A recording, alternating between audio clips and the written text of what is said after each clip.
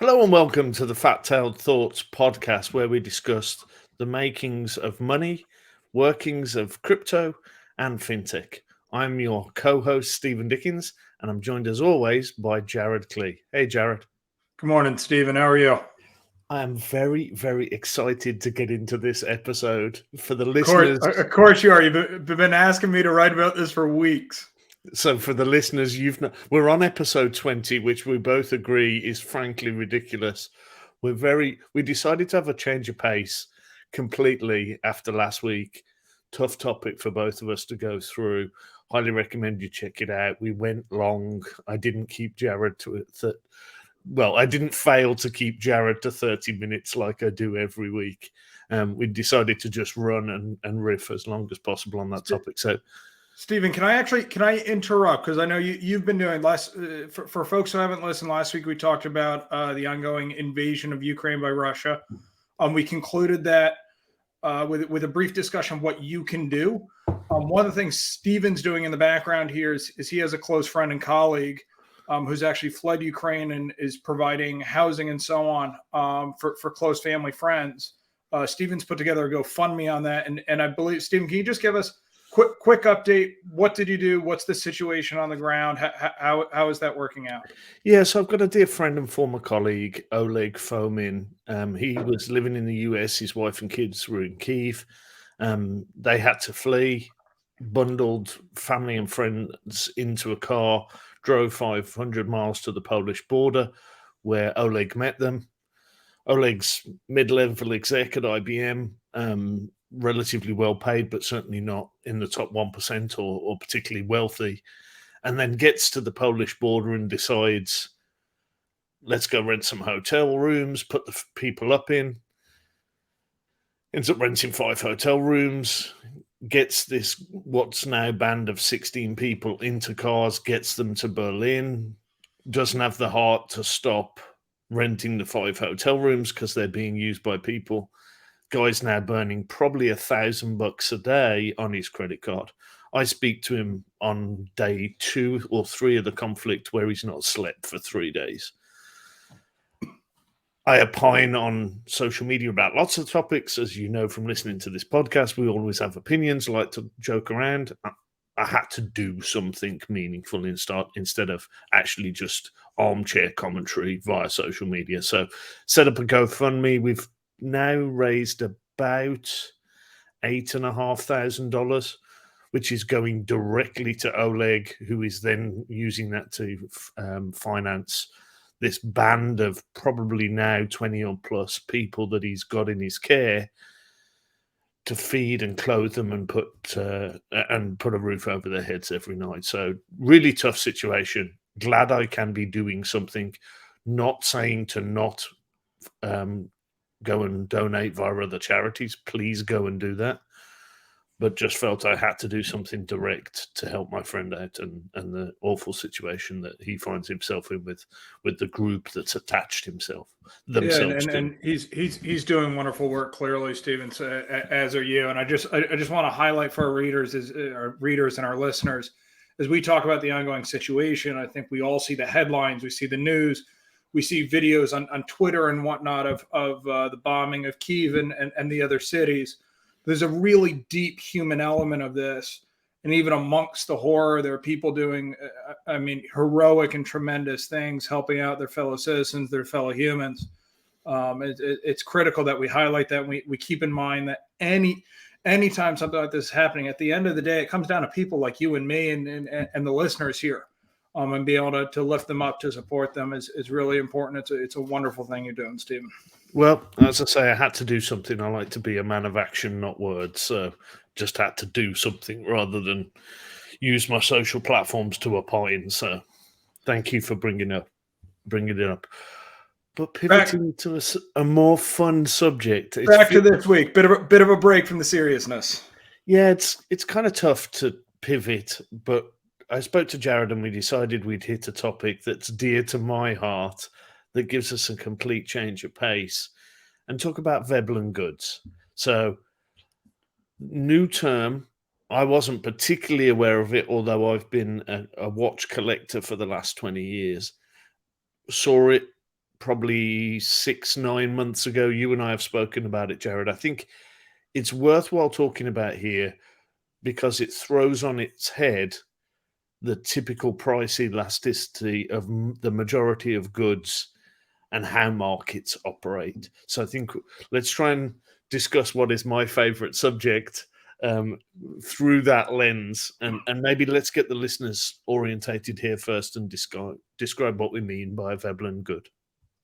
So basic goods, basic, when we think kind of your traditional microeconomics, if you've taken in high school or college, you've got a supply and demand curve. And as the price of something goes up, less of it is demanded. And that's true for most goods. Even if you wanted that thing, we talked about this in the case of inflation, oftentimes you'll see what's called a substitution effect. So let's say you really like steak and there's some tolerance to higher prices. Well, at some point, the price of steak is going to be absurd, and you say, you know what, I'll eat a little more chicken. You substitute out, and demand for chicken will rise. That'll inevitably bring up the price of chicken, but it'll temper the rise in price of steak because the demand isn't going up as quickly. There's a whole class of goods called Veblen goods for which, as the price rises, demand rises.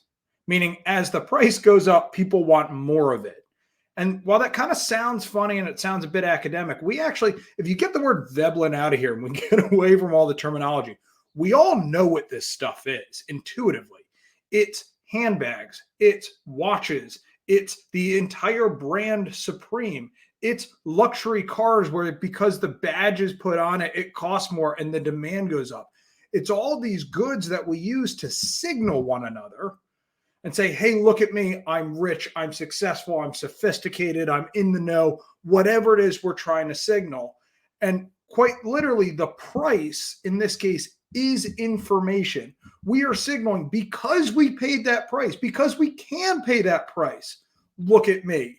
And where this gets super interesting is that means that there's a break point. There's a threshold price for these goods, wherein above that threshold price, it's really useful for signaling. But below that threshold price, it's not. It's just an ordinary good that anyone could obtain. So you see kind of a normal demand curve at low prices. As the price goes up, demand falls. But above a threshold price, as the price goes up, demand rises. And we'll talk about some of the fun goods and what happens. But kind of the classic case here, just to start, is the brand Supreme, who's been selling cotton t-shirts that say Supreme across them for $300. As a joke, they actually launched a Supreme branded brick, like a brick you would use to go make your house, a red brick that sold for a couple $100 a pop. I mean, just because it says the word Supreme across it. So we'll get into this, what type of signaling, etc. But we're focused on those types of goods where as price goes up, demand goes up. And I think it's really interesting that you talk about signaling. We've now just offended most of the watch community who see themselves as collectors. And I think it's really interesting. And my perspective and my time horizon over the watch community has been the last 20 years. I think when I started getting into watches 20 years ago, there was an element of signaling. You know, just for full disclosure, I own 3 Rolexes. Rolex is probably the most iconic brand and well-known. It has that perfect signaling sort of context that Jared's talking about. But when I bought my first watch in 2002, I was signaling to people who were within maybe 10, 15 feet of me and who recognized watches. Yeah. When I now post about my watches on social media channels, and I do this purely because I'm in this community and I'm interested to hear what other people have to say, I'm signaling to a lot broader audience. And I think that's a key dynamic that's changed this market in the last 10 years. And really in the last 5 years. We've seen a whole a whole series of watch influencers, watch-based content. We've seen the rise of Hodinkee the last 10, 11 years, putting out content focused on watches. We've seen celebrities get into watches in a way that maybe they didn't before. And we've seen this whole market explode and feed off itself for some of the reasons that you just described, Jared, really in the last 5 years. And some of the price appreciation is frankly ridiculous from where it even was 2-3 years ago. And it's a critical distinction you're making, which is most of these goods start with what I'm going to call a core community. They're, for lack of a better term, they're the true believers. For the most part, they're in it for a love of the good, whether it's in the case of watches, it's the mechanics. For a specific brand, specific fashion, it's because of how they look. We can, for a car, it might be the mechanics or the history or so on. There's almost always this group of core believers, true believers who are in it for the good. What happens is you can actually build a brand around that, though, meaning the company that produces the good or somebody else who's able to co-opt it is able to take that brand and build a much broader, almost looser community around it, who's not in it because of some inherent quality in the good itself. They're getting in it because of the fact that it's useful for signaling. So, well, and we're also seeing a group of people attach themselves to that core community, what we call flippers, people who are buying this and treating it as an asset class. And this has led to some structural challenges, particularly in the watch community, about how these watches are sourced, who gets access to them, and how they're. And there's numerous cases of what's called authorized dealers, ADs. This is your non-Rolex owned boutique or shop that's able to sell Rolex, as an example. So Rolex own their own stores called boutiques. Then there's authorized dealers. Maybe Watches of Switzerland is a great example that operates internationally that sells Rolex. How do they manage their allocation of this really in-demand item, and who gets to actually buy them? And then how do so many of these turn up on the grey market for 2, 3, 4x the price they were bought? But that's by design, and this is it. Let's talk two different aspects of this. There's one which is the community that grows around it, but that actually is, for lack of a better term, that's curated by the brand. But that progression of community, generally speaking, and stuff can evolve slightly differently from time to time. But you start with a group of core believers, true believers who are in it for some inherent quality of the good.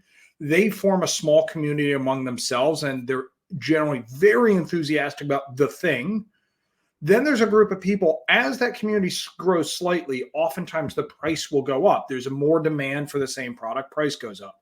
There's a group of people that start glomming on to that. And they glom on because they go, oh, this is an expensive good. I can treat it as a luxury good and I can use it to signal. Great. Now you've got that slightly larger group here. There's a third group that gets tacked on, which is the traders. They don't care at all about the good. In fact, they don't care at all about signaling for the most part. They're in it to buy low and sell high. And their expectation is, oh, I'm going to see more people chasing signaling as the price goes up, which will allow me to ride that price going up. Now, where we'll get to eventually is this can also work in reverse. If the price starts falling, you kind of see an unraveling in the reverse direction here. Let's put that off for a moment. The fact of the matter is, this doesn't just happen by chance. This type of rapid price appreciation and the growing of that community and the different motivations, this isn't like manias, panics, and crashes. This isn't always your traditional bubble that happens. More often than not, this is carefully curated by the brand in question. So one way of doing that is to get celebrity endorsements, get a whole bunch of people. So in the watch world, Jay-Z is a big watch guy. Leonardo DiCaprio is a big watch guy. LeBron James is a big watch guy. This is not an accident by the brands. If you go watch any of the tennis tournaments, you've got Federer up there with the Rolex. This is very, very carefully curated. If you'd like to be like Federer, like Leo, like whoever, buy the watch. So that's... Well, it's really interesting you mention endorsements, because there's two schools of thought here.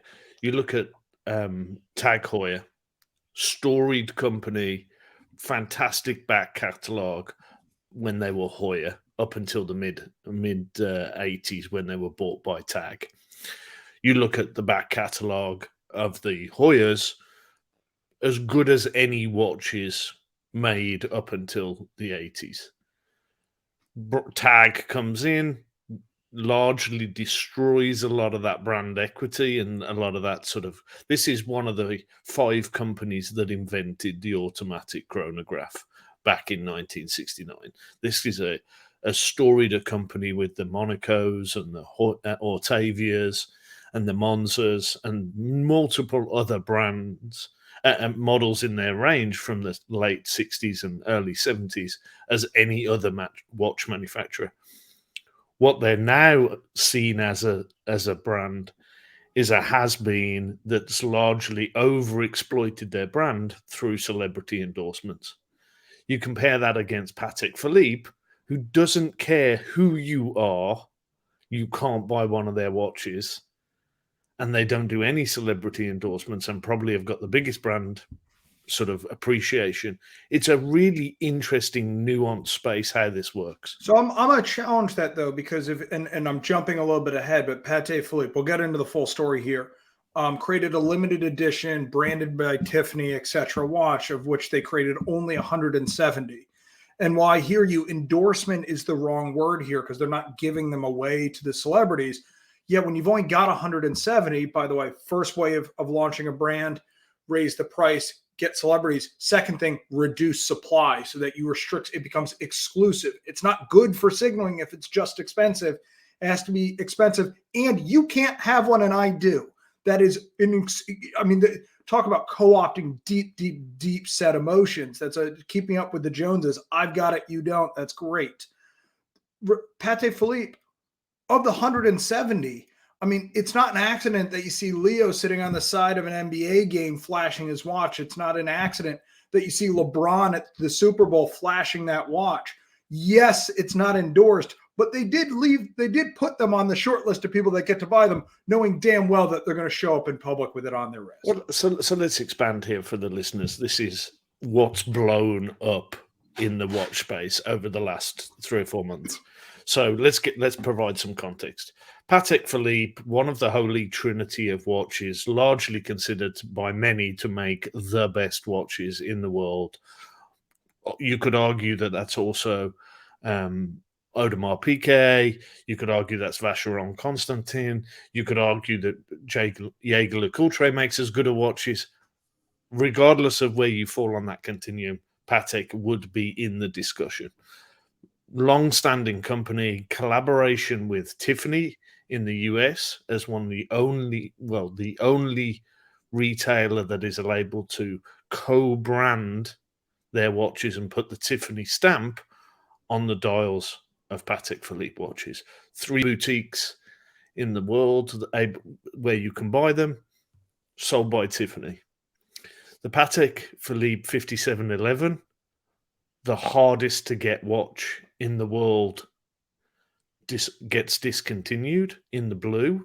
This is a watch that Kevin O'Leary from Shark Tank had to wait on a list to get, and it took him 10 years to get.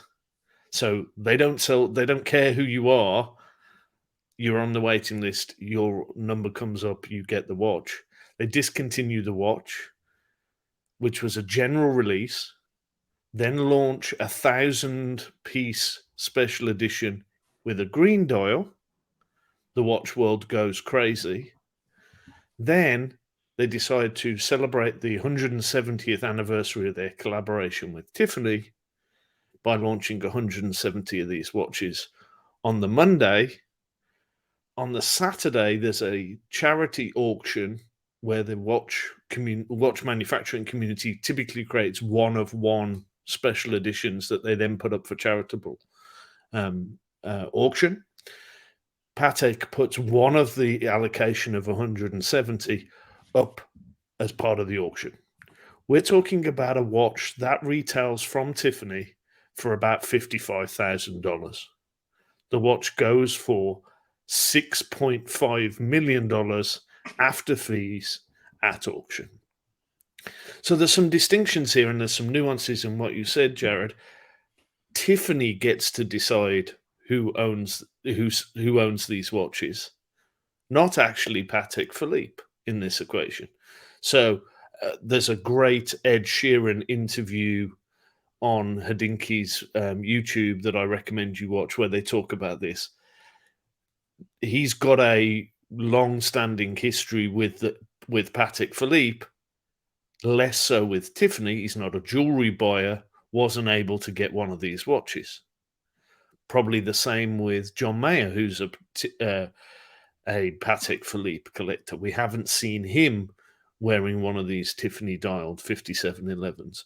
So it's really a nuance within a nuance within a nuance within a nuance when you unpack the limited supply of 170 watches allocated by Tiffany with what was a $55,000 watch at retail. Probably conservatively, you're talking multiple millions of dollars in order to get one of these. We only know of one that's been sold, and that's the one that sold for $6.5 million. Now, that's one of 170, so it's always going to carry a premium, but we've not seen any others hit the open market yet. The watch community is tracking these watches as they come out into the wild, and people are seen wearing them. And currently, I think we've only seen 5 or 6, and they've been on Jay-Z, they've been on DiCaprio. I think one of the other LeBron's got one. You know, it's very, very few people who've both been invited by Tiffany's to buy them and can afford to buy them. But I think the story you tell is spot on, because it hits on so many aspects, including the nuance between it's Patek Philippe versus Tiffany's market. It's their celebrities that they have access to. What we're looking at here, I mean, let's just go through the elements high level. We've got a celebrity flash. LeBron, you want to be like LeBron, and you can't have it, that emotional distance. But now you see all these articles online of, hey, would you like to buy a watch that's kind of sort of like this, so you can almost be like them? It's the glomming on. Well, let's pick on that point. Let me come back to it. So there's a distinction there. Rolex have launched a Tiffany colored watch dial, an Oyster Perpetual. No association with Tiffany. No, not co-stamped. That watch retails for probably $6,000 or $7,000. Market price probably about $50,000. So halo effect from the Patek Philippe Tiffany dialed on translating to another brand that has no association with Tiffany, just because Tiffany blue is the cool color at the moment. But this is an important distinction, and you talk about with TAG that Patek Philippe only makes 60,000 watches a year. In this case, they created 170 of these. Only one was available to be bought. The rest was by invite only list, bought by general public rather. They create this demand by dramatically restricting supply, whereas Rolex kind of plays a little looser. Yes, they restrict supply, but it's certainly much, much, much greater than the Patek Philippe of the world. And you go all the way down the spectrum to TAG, who had a storied brand for many, many, many years. You can, for the most part, walk into any store that retails them, and you can buy a watch that day.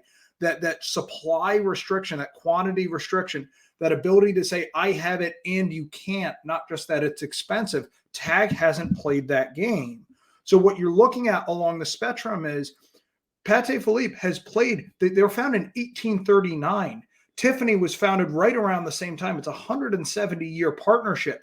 They've built up this demand, this restricted supply, this community, this kind of heightened, I want it no matter what the price. Price goes up, it's even better now. It's been built over decades and decades and decades. And now they're continuing to cash in on that, but deliberately doing it in incredibly restricted supply so that they don't too materially impact the price and start reducing the value of the brand. Well, it's interesting you mention over decades, and you mention those.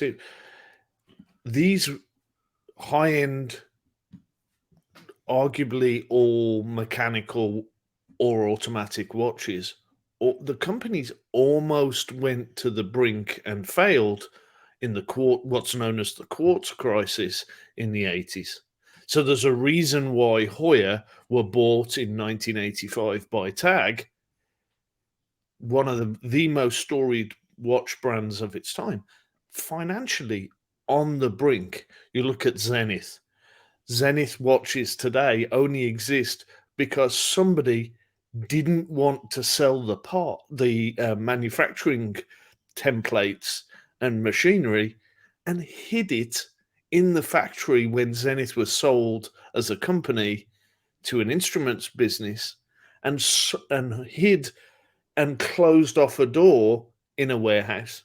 So the stamps for those manufacturing devices, and I don't know how these things are actually made, but all of the templates for the movements, and what is a storied movement, the El Primero movement that Zenith make, is now revived as a brand. This is a movement that found its way into the Daytona. They're probably one of the most appreciating Rolex products out there. So we're talking about relatively recent history. Yes, Patek can go back, as can Vacheron, as can Audemars Piguet, as can Rolex and Omega and a lot of the other brands. And 150, 200-year history. But we're talking about a lot of companies that almost went bankrupt in the mid 1980s because Seiko, Tissot, these other sort of companies flooded the market with cheap quartz-based movements, and they weren't able to keep up from a timekeeping point of view. So it's a really interesting market. And you talk about some of the brands there. You've got brands, and I mentioned Tag Heuer and Rolex. Those are kind of two ends of the scale. You've got brands like Omega, where certain models in the range command a premium. A Speedmaster, very storied watch. Certain models in that range command a premium. But I can also walk into an Omega boutique and buy 90% of their range just off the shelf. So it's not even at a brand level; it's within particular models. So it's really fascinating to look at the space and look at the market and understand kind of what goes on here, I think. Well, what's so critical here is these are not being done by accident. These are the brands as they came out of the 80s and they were struggling. They changed the model of let's create more of them to let's create less of them and create significantly more profit around each watch. And that means building a brand. That means you need James Bond, whoever's playing James Bond, to show up with the watch on their wrist and so on. You start curating this, and Supreme just took this to the logical extreme of let's take ordinary pedestrian commodity goods, let's throw a label on it, price it absurd, and then dramatically reduce supply. Now they've played that game forward even more with drops, where it's, hey, we're going to go live in 6 days' time with exactly 100 of these first come, first serve. And they create this basically rush to the exits. Think your Black Friday at Walmart type scenario where everyone's competing over something that otherwise you basically ring fence demand. So you have this huge spike in demand for a limited period of time. Nike has followed the same thing. I mean, we can get into the sneaker market here, but Nike does the same thing with their drops. Adidas does the same thing with their drops. Hey, we're only going to produce a couple for a limited period of time. And then you've got the Yeezys and so on that are co-branded with take your pick of this celebrity. What gets built around this, and this is as we talk about how that community grows, first you get the people that the true believers, then you get the people that are seeing a price appreciation, so they want in and they want to signal because they want to be like Jay-Z or whatnot. But then you get the traders, the people that are just in it to flip it. And in order for that to work, you need to build secondary markets around this. And it's exactly what we see in the sneaker world. We see StockX as the massive one here. We've started to see this show up in the handbag space around your Chanel and your Gucci and your take your pick, your D&G handbags. We're seeing this, Steven, where in the watch space or Chrono 24. So, I mean, I looked this morning, and Jared and I talked about this before. So I owned 3 Rolexes. One of them, a GMT Master 2, that was my first proper watch. I bought in 2002. I bought for $2,700.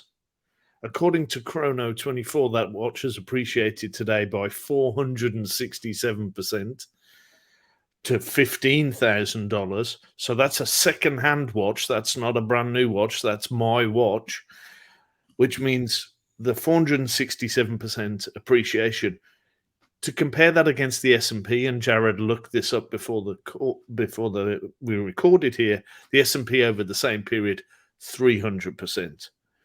I've got a Sea Dweller from 2005, up by 448%. I've got a Rolex 50th anniversary Submariner, up by 453% from 2007. So these are just crazy secondary markets. And I'm able to get this data because an established, well-run secondary market exists on Chrono24. There's other markets, but Chrono24 have actually created a section within their app where I can put my watches in, put what I bought them for, and they give me a today's marketplace price. So there's enough data now to be able to build that secondary market and provide data against it. And that's critical, because what we're talking about, Steven, is you're a buy these watches, hold forever. That there are things that you'll give to your children and so on. But at the same time, you nonetheless have an app on your phone where you're tracking the prices and getting excited and having fun with this. And that allows for an entire market of people to exist who are in it for exactly the opposite reason of you, which is, hey, I can get it for 15 and I think I can sell it tomorrow for 17. And I've got an easy, quick, low cost, convenient way of doing this. That drives that new type of demand, a demand who I don't really care that much about the good, except for the fact that I can buy it low and sell it high. That is net new demand. That's different demand than is inherent to the Veblen good. The Veblen good is, I want a signal because it's expensive. This is, I want to buy at a high price and sell at a higher price. I don't really care what the good is. I don't care about signaling. That is net new demand of this market. But what's interesting is that new demand drives up the price further, which makes the true believers and the people that are in it for the price to signal, it makes it even more valuable to them. So it inherently builds that community. And again, the price is part of the value of the good. And then when you add on top of that Instagram, you add on top of that new media properties like Hodinkee and Fratello and Teddy Baldassar and Jenny L and Bark and Jack, and you add on the YouTube community that reviews these, it builds on itself and it grows on itself. And this market tends to grow, which segues us into our final topic, and I'm excited, so I'm not keeping track of the time as much as I normally do, listeners, here, because this is a topic I've been trying to get Jared to write about and talk about for 6 months. This is an asset class going forward is our final topic. Where do we see this? I've got a perspective.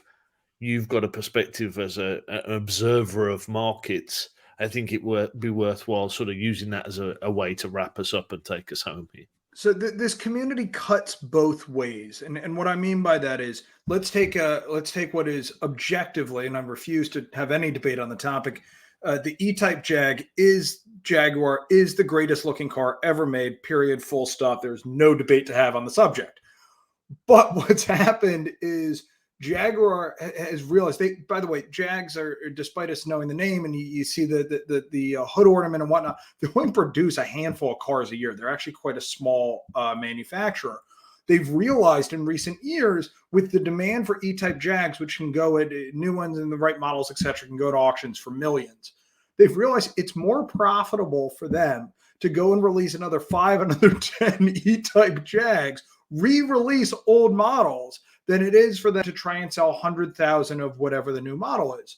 So needless to say, they've gone and been re-releasing old Jags. Well, what does that do? If there's Aston Martin's doing the same with DB5s. I watched a fantastic documentary on YouTube about exact recreations, making another, I think it was 20 Aston Martin Aston Martin's got DB5s. the same thing because they only release a handful of cars a year. But what they're doing is they're taking a universe. Let's say there are 100 mint condition E-type Jags in the world today. They release another 10. They've increased the supply in the market by 10%. The price falls. So what they're doing is they're playing a very, very dangerous game with the brand where this car is a Veblen good. Part of the value is the fact that it's expensive and you can signal to people. They're now flooding the market with new supply, which reduces the price. This isn't just linear of the price goes down, it's not as attractive. They don't know. Jaguar doesn't know. Aston Martin doesn't know where that threshold is, at which point this no longer becomes useful for signaling. Well, and somebody's going to make an absolute mess of this and find themselves on the wrong side of that and absolutely wreck their brand. It's interesting, though. The dynamic here is Jaguar sold all of those cars probably in the late 60s, early 70s. The profit that they made and the revenue that they made is decades in the past. All of that price appreciation has happened on a secondary market where Jaguar gets nothing from it. The same with the Patek Philippe. Patek Philippe sell the watch to Tiffany. Don't know what they sell it for. Private company. We don't have it. We know the retail price was 55,000. Let's say it's half that. 27,000. Patek sells the watch to Tiffany for 27,000. They're done. Whatever that watch sells for subsequently by Tiffany or on the secondary market is not profit, not revenue, has no relation back to Patek Philippe. So there's a whole dynamic here of the price appreciations happening oftentimes decades after the original sale by the company that actually made these items. Correct. It's one of those things, and I've deliberately avoided this, but the whole NFT space. I mean, we can make fun of dumb pictures of monkeys as profile pictures and so on, but one of the things that folks have been building into the smart contract behind the NFT is that the original issuer gets a ongoing fee as these skins get flipped and flipped and flipped again. And by the way, just to be clear, NFTs are effectively all they are is a signaling device. Hey, I spent a lot of money on a bad picture. Look at me. Now you get a community and whatnot that comes along with that grows over time. Initially, that's all there is. So I'm inherently skeptical, and let's differentiate asset class versus investment. Yes, it's an asset class. There's a lot of them, and you can put a lot of money to work. As an investment, I'm inherently skeptical, and that comes from a deep down place of, well, if the value of this thing only increases because the next sucker is going to pay more than I was, there's no inherent quote unquote utility to the thing. Yes, you can wear it as a watch. Yes, you can use the handbag. Yes, you can wear it as a sneaker. Yes, you can wear that Supreme $300 t-shirt as a t-shirt. But is it really worth $300? Is it really worth $10? No, I can buy an equivalent good. If my goal is to tell time, I'm going to go buy a $20 Casio G-Shock, and it's going to tell time better. But I'm buying this thing that tells time worse, that's more expensive.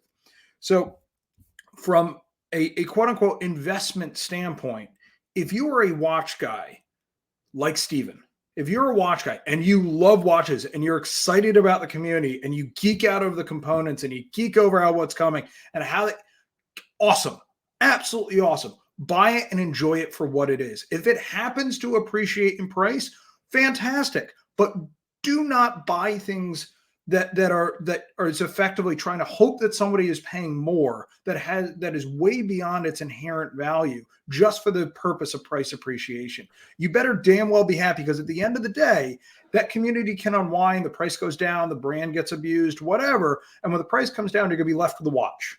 And you better be damn excited about owning that watch at that point. Well, this is so Jared's entirely right.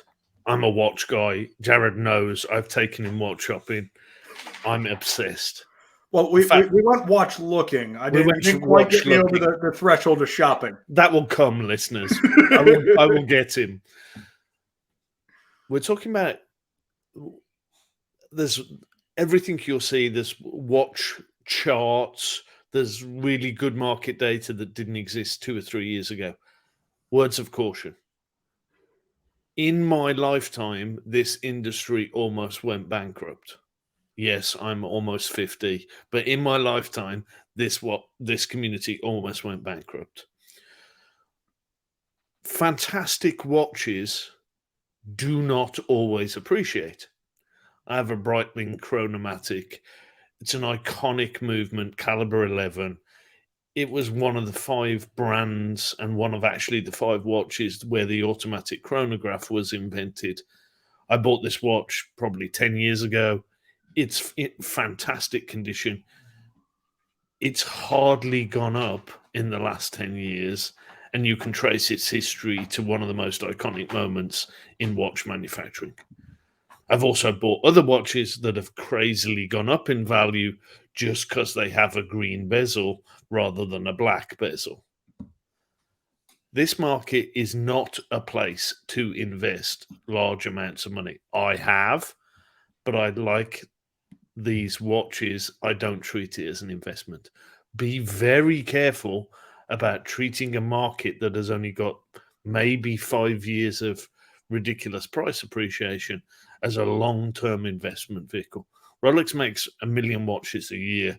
It's a private company currently. That doesn't mean it's always going to be a private company, and it doesn't mean that in 15 years' time it can't have been bought by the equivalent of TAG and turned into something completely different.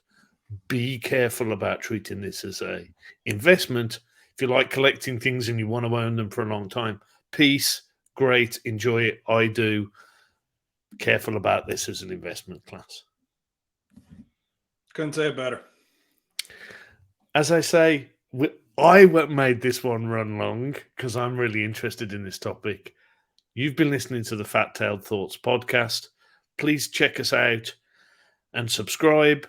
Go check out the newsletter. Jared does a fantastic job of putting an amazing newsletter out there on Substack. We'll put a link in the show notes. Please share this with your communities. Check us out on YouTube or on your podcast platforms. Click and subscribe. We'll be back next week with another episode of the Fat Tailed Thoughts podcast.